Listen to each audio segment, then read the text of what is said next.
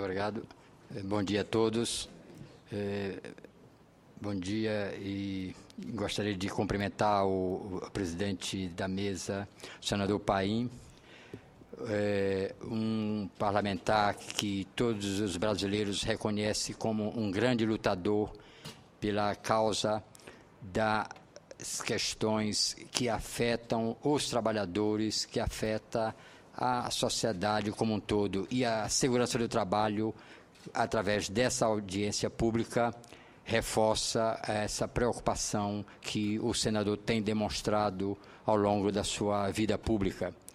E para nós é uma satisfação muito grande, eu como presidente da Associação Brasiliense de Engenharia de Segurança do Trabalho, estar aqui fazendo parte dessa audiência, tentando contribuir na discussão das questões que envolvem a engenharia de segurança no serviço público.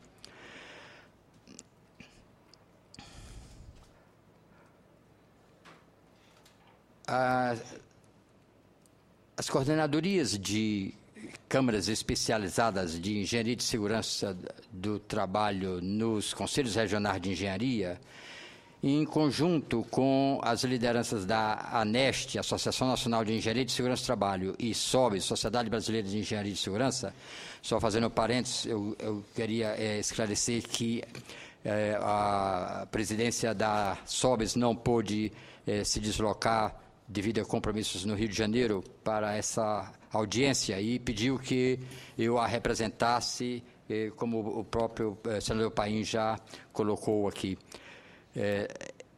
Essas entidades se reuniram em Brasília no dia 6 de novembro de 2012 e aprovaram o que se chamou de marco regulatório da área de segurança do trabalho no Brasil, para estabelecer diretrizes da engenharia de segurança para os próximos 10 anos, até 2022, quando nós teremos uma grande data nacional a ser celebrada, que todos esperam que, nesse momento, tenhamos bons resultados em termos de segurança do trabalho no país, não sejamos motivos de crítica ou de ridicularização por excesso de acidente do trabalho. Eu vou dar a ênfase no marco apenas nas questões que diz respeito à segurança do trabalho no serviço público. O próximo palestrante, o presidente da ANEST, Francisco Machado, vai dar uma panorâmica nas questões gerais do marco regulatório, como ele foi construído, como é que ele foi pensado, qual é a visão da Associação Nacional de Engenharia de Segurança e da SOBES nesse contexto. Eu vou me limitar a discutir os aspectos da segurança do trabalho no serviço público, contido nesse documento. Esse documento tem 27 deliberações, e a primeira enfatiza lá que compete a esses três entes nacionais, a ANEST, a SOBES e a Coordenação Nacional de Engenharia de Segurança, ou seja, todos os conselhos regionais têm sua Câmara Especializada de Engenharia de Segurança, e todas elas, 3 vezes por ano, se reúnem numa cidade do Brasil para discutir os problemas nacionais que estão afetando a segurança do trabalho. Na deliberação 3, está dito lá que elaborar, propor e fiscalizar políticas e programas de engenharia de segurança no sistema CONFEA-CREA, nos parlamentos e no executivo, nas 3 esferas de governo, com o estabelecimento de leis, decretos, normas e outros dispositivos legais no que couber. Por que isso? Porque esse colegiado do CONFEA tem a função básica de discutir as questões de segurança do trabalho e propor ao CONFEA ideias, trazer propostas para que ele, que é o nosso Conselho Federal, dialogue com os senadores, os deputados e o próprio Poder Executivo para viabilizar ações ou geração de legislação que ordene, que sistematize a questão da segurança do trabalho no serviço público. Na deliberação 6, está lá a preocupação das questões que o CONFEA Por que o CONFEA? Porque o CONFEA é o nosso Conselho Federal que norteia todas as ações de engenharia de segurança no Brasil. E a proposta nessa deliberação é que o CONFEA faça convênios, seja com o Ministério do Trabalho, através das suas superintendências regionais, com o Ministério da Saúde, por meio da Agência Nacional de Vigilância Sanitária, né? Visando a fiscalização através de embargos e interdições referentes a infrações na área, assim como junto ao Ministério do Planejamento, de forma a garantir a atividade da inclusão da engenharia de segurança nas ações das regionais do Subsistema Integrado de Atenção à Saúde do Servidor, que é o CIAS, e outras, onde for possível fazer qualquer ação no sentido de reverter o quadro que nós temos hoje. O Ministério do Trabalho, porque o Ministério do Trabalho ele fiscaliza as empresas regidas pela CLT que são do governo. Já o Ministério do Planejamento, e aí, senador Paim, quando o senhor abriu a audiência, você falando que o Ministério do Trabalho baixasse portarias para regular. Na verdade, a gente deve batalhar para que os dois conversem, porque na área do serviço público, se é seletista, a empresa é o Ministério do Trabalho que regula. Se é servidor público, no caso dos ministérios, das autarquias, né, aí sim, é o Ministério do Planejamento. Porque quando tinha o MARE, o Ministério da Administração e Reforma do Estado, era ele que cuidava. Quando foi extinto o MARE e foi transformado parte dele, a que dizia respeito à segurança do trabalho, foi designado o Ministério do Planejamento. E o Ministério do Planejamento, inclusive, hoje, contém um departamento na sua estrutura para tratar exatamente dessas questões.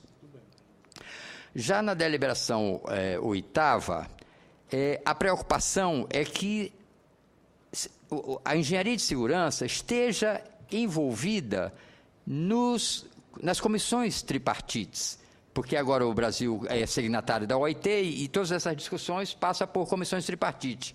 Então, há interesse das entidades de engenharia de segurança discutir as questões de segurança do trabalho junto aos órgãos de governo nesses colegiados, né? No Conselho Nacional da Previdência Social, né? No Comitê Gestor do CIAS, no Ministério do Planejamento, né? Assim como participar de comissões tripartites de segurança do trabalho que envolve os Ministérios do Trabalho, Saúde e Previdência, né? Prioritariamente por meio dos seus membros, né? Da CEST, que é a entidade do CONFEA, que congrega todos os engenheiros de segurança das regionais do sistema pelo Brasil, né? Assim como participar também da atualização da portaria do DNPM, né? Do órgão do Ministério das Minas e Energia, porque lá também, poucos sabem disso, senador, o Ministério das Minas e Energia tem um manual de normas para mineração. Então, nós não podemos, no país, ficar com o Ministério do Planejamento baixando norma de segurança do trabalho, o Ministério das Minas e Energia baixando norma, o Ministério da Saúde baixando norma, o Ministério da Educação baixando norma, todos os ministérios baixando normas, sem haver uma consolidação, uma sistematização, para evitar que o que muitos empresários acabam reclamando. Pô, acaba de sair aqui o Ministério do Trabalho, entra o Ministério da Saúde para reclamar a mesma coisa com variações poucas. Sai o Ministério da Saúde, entra o Ministério da Previdência para discutir por que o governo não se conversa internamente e já traz aqui uma proposta consolidada, né? E é essa a preocupação dos engenheiros de segurança do trabalho. Na 18ª, ele procura reunir as normas vigentes, né, pertinentes à engenharia de segurança do trabalho, como eu acabei de falar, né, juntando todos esses ministérios, de modo a haver uma unidade de postura, unidade de itens relevantes a serem defendidos e batalhado para a implementação, né, junto às empresas e junto aos órgãos públicos, né. Já na deliberação 13ª, o que se espera é que sejam elaboradas propostas, né, de reformulação, de atualização de de alguma legislação sobre o assunto. Alguns exemplos aí é a 5.194, que trata da segurança do trabalho junto à CLT, a 7.410, que é a que regula, senador Paim, a engenharia de segurança do trabalho no Brasil, cujo decreto, no seu artigo, o decreto que regulamentou a lei, em seu artigo 8º, diz lá que o governo iria implantar, dentro de 90 dias, a carreira de segurança do trabalho no serviço público. Isso na década de 80 do século passado. E até o presente momento o artigo não foi regulamentado. E defender também a manutenção de todos aqueles incisos, são os incisos que tratam do Decreto-Lei 227, que trata de questões também de segurança do trabalho, que a gente tem o receio de eles serem excluídos agora nessa revisão aí do marco regulatório da mineração, né? Assim como os incisos seguintes, né? Na deliberação 20, se espera estabelecer diálogos permanentes de segurança do trabalho com o Corpo de Bombeiro e Defesa Civil. Por que o Corpo de Bombeiro? Todos nós sabemos que no Distrito Federal, por exemplo, o Corpo de Bombeiro, o governo federal mantém parte das suas atividades. Então, se o governo federal coloca recursos lá, é de interesse do governo federal de acompanhar como é que está a questão, como é que eles estão encarando essa questão de segurança do trabalho, porque acaba colocando o nome do governo federal em jogo no que diz respeito à segurança do trabalho. Na deliberação 24, buscar instituições, instituir a carreira de Estado para engenharia de segurança do trabalho nas 3 esferas, né? Nós aqui teremos a oportunidade de ouvir o colega engenheiro Sampaio, que vai falar um pouco sobre a segurança do trabalho nos níveis estaduais e municipal. Mas é importante que seja pensado alguma coisa nesse sentido, como o colega que me antecedeu, o Seno, que o governo deveria já estar pensando, assim como já tem a Advocacia Geral da União, ter a Engenharia da União, né?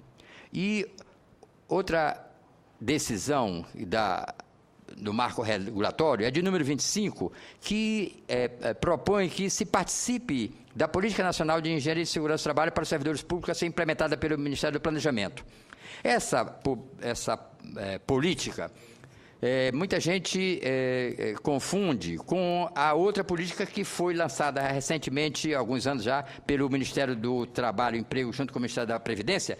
Lá está dizendo respeito aos seletistas. Por quê? Porque a segurança do trabalho do servidor público está no artigo 39 da CLT, 37 da CLT. E o artigo 37 da CLT diz lá que vale alguns itens referente ao serviço, à empresa privada, às normas do Ministério do Trabalho, porque todos nós sabemos, senador, que as normas do Ministério do Trabalho foram, quando criadas, a visão era de indústria, de melhorar a segurança do trabalho na indústria, o foco era a indústria.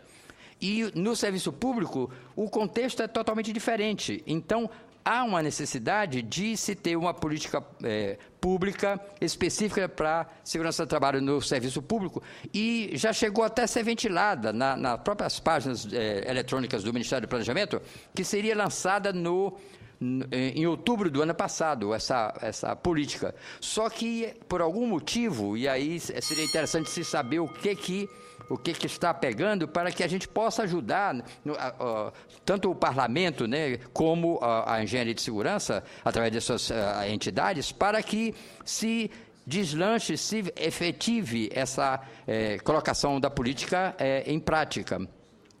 Na deliberação 26, já estou encerrando, senador, participar dos comitês permanentes do Ministério do Trabalho, por meio das suas câmaras especializadas, dos CREAS, né, e das entidades ligadas ao caso da ANEST e da SOBES, nas comissões tripartite, como a gente já tem mencionado anteriormente.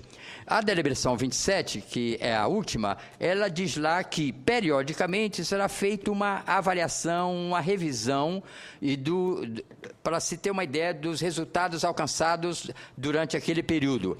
Nós estamos falando em 10 anos, até 2022, mas recentemente em Maceió, na terceira reunião dos colegiados de segurança do trabalho no CONFEA, já foi feito um primeiro balanço e a gente constatou que muitas das ações aí mencionadas já começam a sair do papel, senador, e já começa a haver uma articulação dessas entidades com os órgãos públicos, o que nos dá uma esperança de, a médio prazo, a gente ter um outro contexto na área de segurança do trabalho.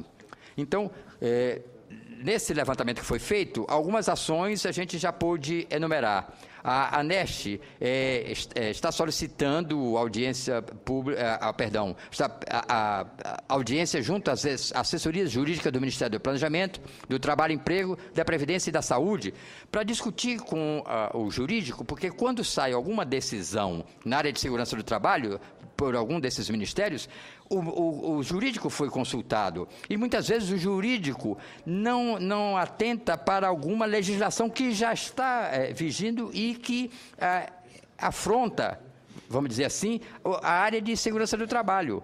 Então, a ideia das entidades é discutir com essas assessorias jurídicas como a gente articular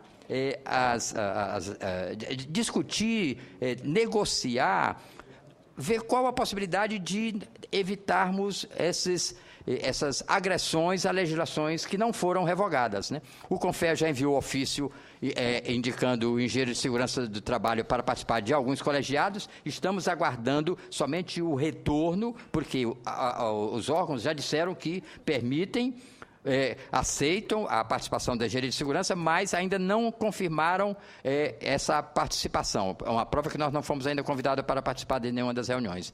E a ANEST e a ABRAEST estiveram recentemente em audiência no Ministério do Planejamento para discutir as questões de segurança do trabalho no serviço público, mas na ocasião, nos abrir espaço, não vamos dialogar, sim, logo em seguida, senador, aconteceu que o cargo ficou vago e eu não vi o Diário Oficial de hoje, nem o de sexta-feira, mas tudo indica que o cargo continua vago e Vossa Excelência é sabedor disso, e não faz sentido uma área tão importante, tão carente, ficar meses aí sem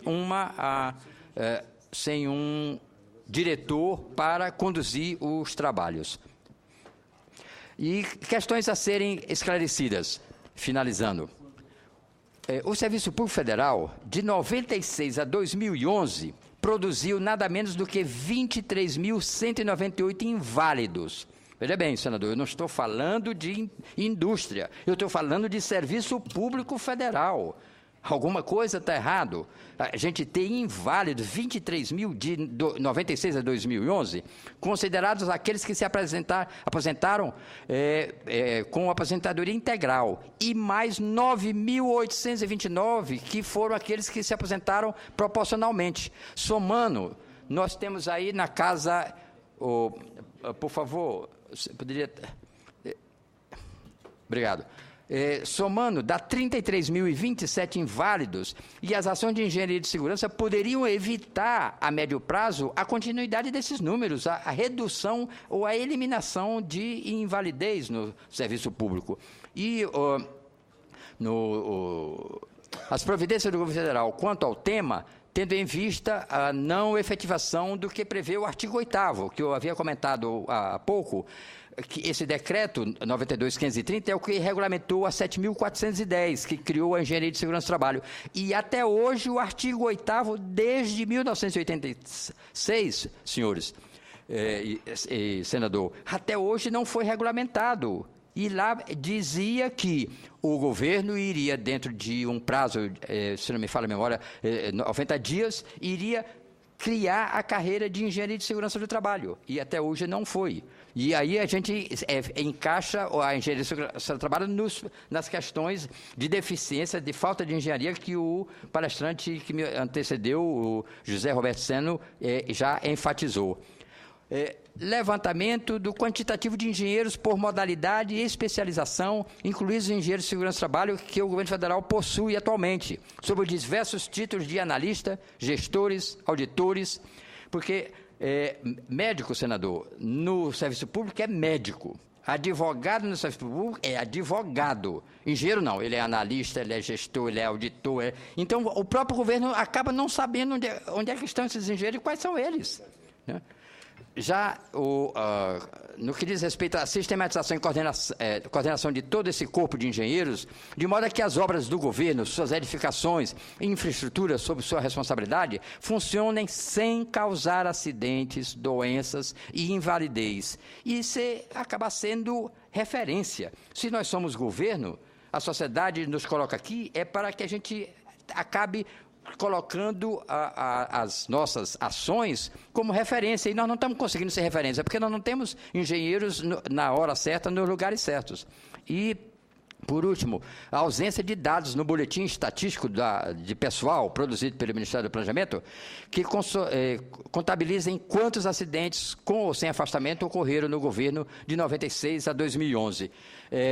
Esse boletim está disponível na internet, qualquer cidadão pode consultar, e lá não existe, inclusive, quando nós da Abraeste e da ANEST estivemos lá, dialogando com eles disseram, não, nós estamos já pensando resolver isso, colocar essas informações, nós temos as informações, mas que até agora não houve nenhuma divulgação, ou seja, não se tem nem informação, senador, do que está acontecendo no serviço público. Já na CLT, a Previdência periodicamente está divulgando para a sociedade o que está acontecendo com os trabalhadores na área da CLT. E, infelizmente, no serviço público, estamos aí à mercê de ações mais concretas. Muito obrigado.